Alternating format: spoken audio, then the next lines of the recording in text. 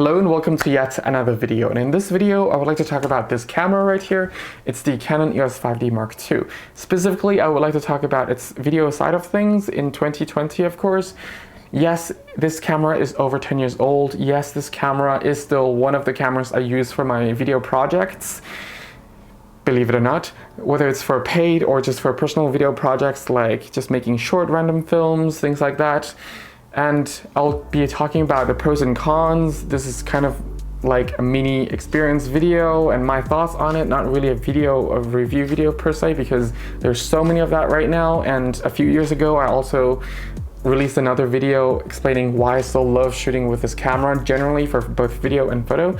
Just that I'll be focusing more in the video department in 2020 in this particular video. For now, without further ado, let's get into the video.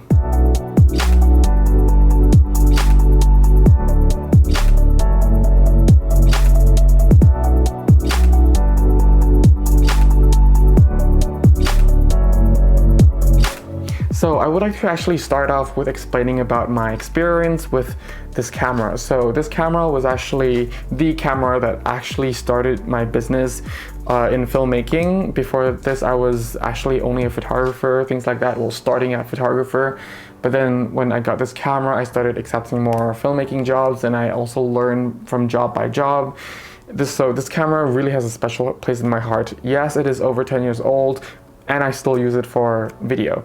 So yeah, even though it is not the sharpest 1080p video there is available nowadays, I find that with the color science, and if you have the flat profile dialed in, like you turn down the sharpness, you turn down the contrast, saturation, things like that, it's still nice to grade with this file that's coming out of this camera. And to be honest, it doesn't really matter as much as long as you know, the file is robust, which the file on this camera is still robust for basic color correction and color grading, especially only for social media viewing purposes like YouTube, Vimeo, Instagram, or just like personal interview videos or personal project videos like movies, things like that, or documentaries, just for your website or for your blog, for my website and for my blog, that is. So this camera is great. I still shoot a lot of documentary videos as well as promotional videos with this camera nowadays, and it still is a really nice camera to use. The downside, of course, now leading into the pros and cons. So starting with the cons first, because it's also part of the experience, is the preamp in this camera. The preamp is something that pretty much I really hate the most about this camera. Yes, it is a photo camera, but to me that is perfectly fine. I don't mind having a photo camera because I start serious videography with DSLRs, not with a professional video camera. But the preamp in this camera is horrible, to say at best. If I'm just filming it myself for YouTube and have a shotgun mic up here, I guess it's kind of okay.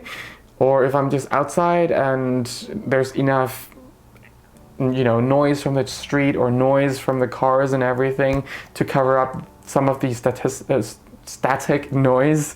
I was about to say statistics, but static noise, then this camera is also fine. If I'm just vlogging, then this camera is also fine, I guess. But it's also hard to clean up the static noise in some occasions if I'm filming like for professional work.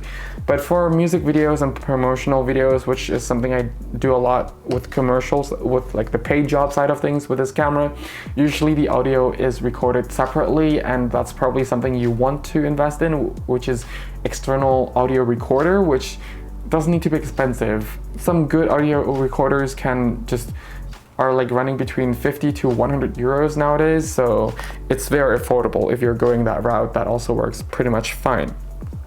Another con side is the brightness of the display.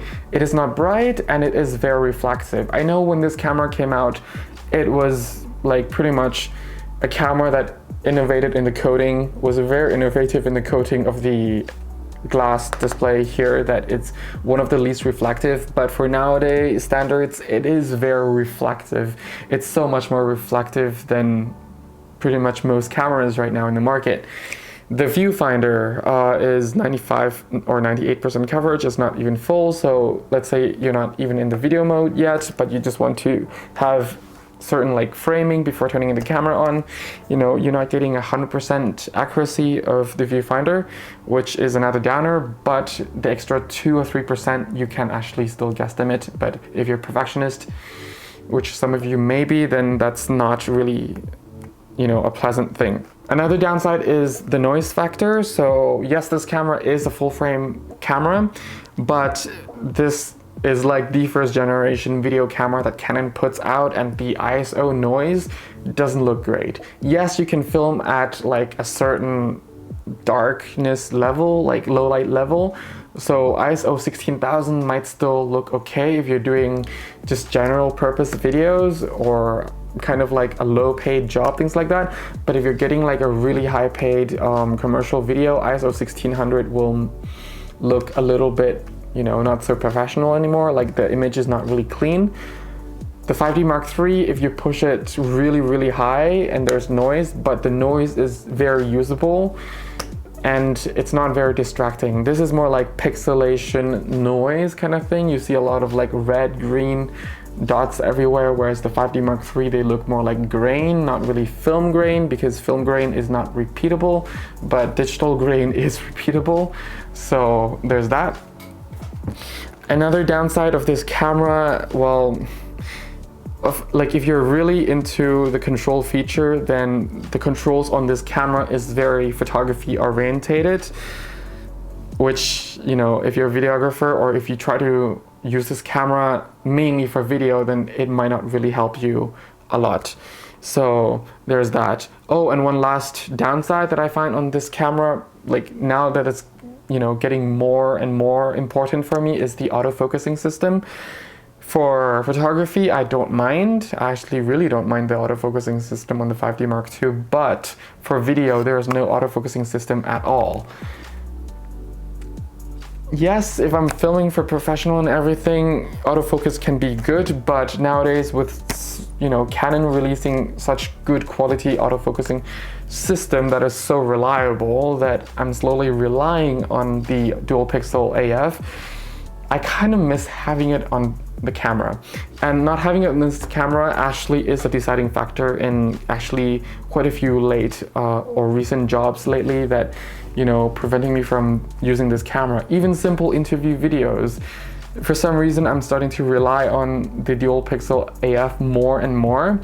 Not only because, you know, there's a convenient, but also when setting up for the interview, if I can just save a few seconds, then I will, because sometimes it's just, you know, an extra step to just press zoom in, manual focus, yes, it's in focus, and then zoom out, you know, and by just turning on the autofocusing system and then it just does its job, you know, you could save a few seconds, and I really miss having that convenience. That being said, I still do use this camera because it's also full frame. Now, going into the pro side, it's full frame. You can mount a lot of full frame lenses on here, and Canon EF mount is indeed one of the popular mounts out there. So there are a lot of third-party lenses, not only from Sigma, Tamron, and other companies, but also many like companies that you probably haven't heard of, maybe from China, or the older Japanese companies or the older German companies that doesn't really work or manufacture lenses anymore, or even some Russian companies that you can just buy one of their older lenses and just mount on this camera and really see and experiment with so many different kind of look.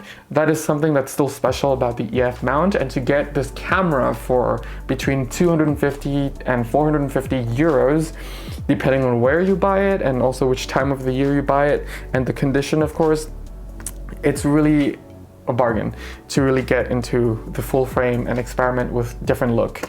And yeah, this camera is also very easy to use. The color science is very, very nice. It still has that Canon color science.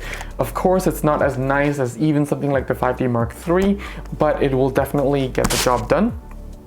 And if you're just like doing a simple documentary video, whether it's professionally or just for your personal blog, things like that, whatever you're covering, conflict zones, news media, whatever, The natural color profile on this camera is still great if you don't want to color grade or color correct or edit things like that. Simple sharpening, still nice, but you don't want to go to like too crazy with sharpening on this camera, because it's for some reason it will emphasize the extra muddiness of the 1080p on this. Whereas with the 5D Mark III, when you sharpen, it actually brings the image, you know, back to life. Like you can see everything again. So there's that, and you can actually dial for flat profile if you want to, by lowering down the contrast level, the saturation level, lowering down the sharpness.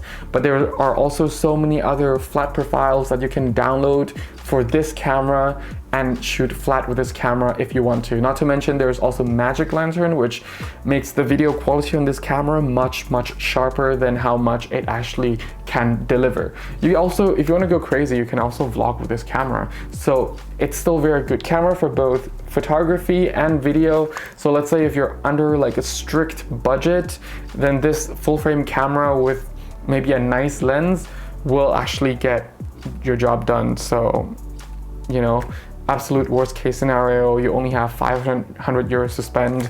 Get this, maybe a 50mm or some older Sigma full frame ultra wide angle with lower aperture. That adds up to like between 550 to 600 euros for a whole set. You know, it's a bargain for full frame setup with that kind of capability. Another pro factor is that it is weather sealed. This camera is made out of magnesium alloy. It's built like a brick, although it doesn't have Canon's latest grip, which is more comfortable than this grip, but this grip is still very comfortable. It is very reliable. It is rugged. I took it out on like rainy seasons. I took it out to typhoon weather and monsoon weather in Southeast Asia, and traveled from islands to island, and also brought it to the cold, harsh weather of northern UK, where the snow just feels like rain mud, if that makes sense. So it never really failed on me. And I've never actually sent it for service, apart from the time when, and this is not a technical error, but I accidentally break the glass up here by swinging it like really hard, and it hit like against a really sharp, hard edge of something. But yeah, it kind of like cracked this in half, but on the outside, but not on the inside. So to replace that wasn't actually expensive. It was like, what, 50 euros or something like that? Plus the actual service cost. So the actual human doing it, their hourly wage. So it wasn't a lot. Or maybe it's also because I have CPS and they can do it much faster, so they also charge less. I really don't know. Anyway, it's nothing related to the technicality fault.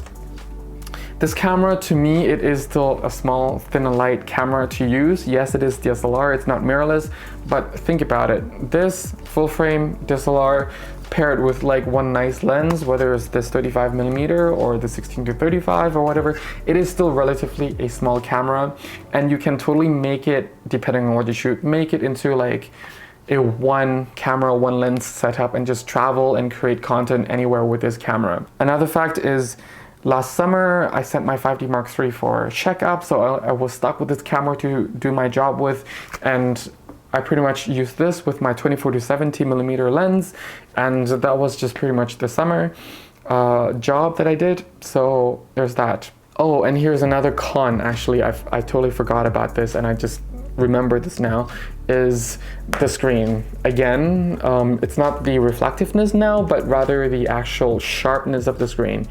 Is it sharp? Yes, it is sharp, but if you're coming from other cameras that has sharper screen, you might not be used to this. Just like if you're using an X-T2 and then you're looking back at the X-T20, you'll find that the screen of the X-T20 is not as sharp. But if you started with the X-T20, you'll probably think like, oh yeah, it's a very sharp screen and everything, and then you go to the X-T2 for a while, the screen is much sharper. You go back to the X-T20, it's like, is it out of focus or is the screen not sharp?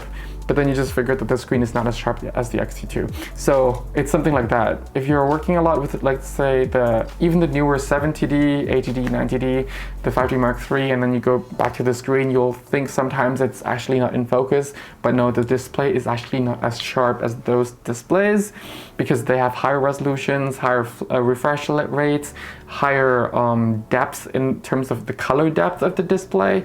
There's that. But will it still like present a nice accurate-ish like framing and colors and exposures? Yes, it will still represent that with the screen, so that's good.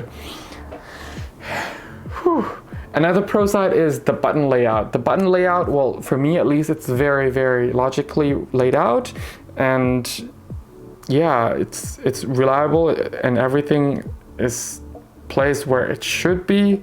So there's that.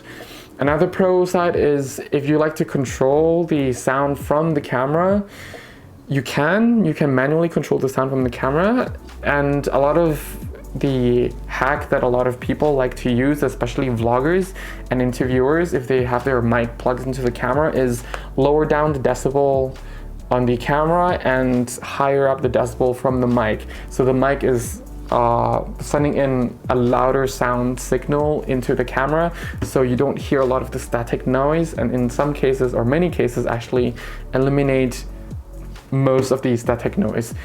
So there's that. I guess the takeaway is, yes, this camera still can get the job done. Yes, this camera is very reliable. Yes, the color out of this camera is very, very good. Yes, the sound quality is not so good. Yes, the display can have a huge improvement in everything, but overall, getting the body only between 250 to 450 euros, depending on the condition, where you buy it, time of the year you buy it, things like that. For a weather sealed body, full frame, that does nice 1080p video, that you still can do light color grading and color correction with, I think it's pretty much a bargain. And if with this Canon system that you still can buy, you know, third-party lenses that can save you cost, as well as some other accessories which are available because this camera is so old. You can get those accessories for really, really low prices now. Then, you know, it's really a bargain. It's a nice camera to get into video as well to start out.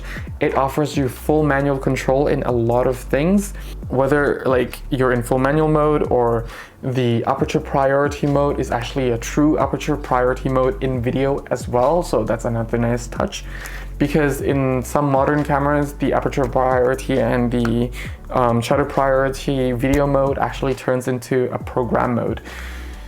Yikes. So yeah, there's that. So I'm just estimating, if you just put a nice third-party lens on here with a nice start-out mic or a nice recorder, you're probably looking at between 550 to 650 euros to start out with a nice all-around kit with full frame sensor that still has sensor cleaning, that has full manual control and good enough in low light, things like that. So it is still a really, really good setup, and I really highly recommend it still. Yes, I made a video about this camera back in 2016 and how I still recommend it. And now that this camera is even cheaper and it is still somewhat relevant if you're not crazy about 4K and don't mind, you know, color correcting a little bit and, you know, doing a bit of like sharpening in post, if you want it to look crisp and perfect, then yeah, go for this one. It will not let you down. Oh, another fact is there are a lot of cheap third-party but reliable third-party batteries for this one, though I never buy them, because I find that the Canon ones always last longer in terms of like on the long term. So I don't really, I haven't replaced this one since I got the 5D Mark III, and this was the first battery that came with the 5D Mark III. That was a long time ago, almost, like what, 8 years ago? So it still lasts for a really, really good long time. So yeah, there's that. And the last point is, it's kind of said already, the last point is that there are so many accessories, and I cannot emphasize enough that because there are so many accessories, you can get so many good professional accessories for this camera, whether it's an external LCD monitor for like about 100 euros, or an external battery grip if you want that for another 100 euros, like if you buy the Canon secondhand one. The difference between the Canon and the non-Canon one is not only that the non-Canon is made out of plastic, but also the fact that the actual Canon one is weather sealed, and the build quality is so much better, and the fact that, you know, they're using a better motherboard, which kind of like doesn't damage the internal communication over the long period of time.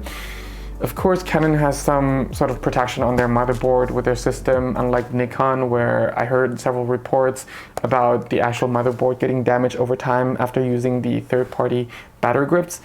That's a different story, but there's that. So yeah, I really highly recommend it if you're just starting out, or if you're like on a very, very low, tight budget for some reason, whether because you're starting out or because you're just getting into the hobby or because you lost all of your gear and you need another gear to start again.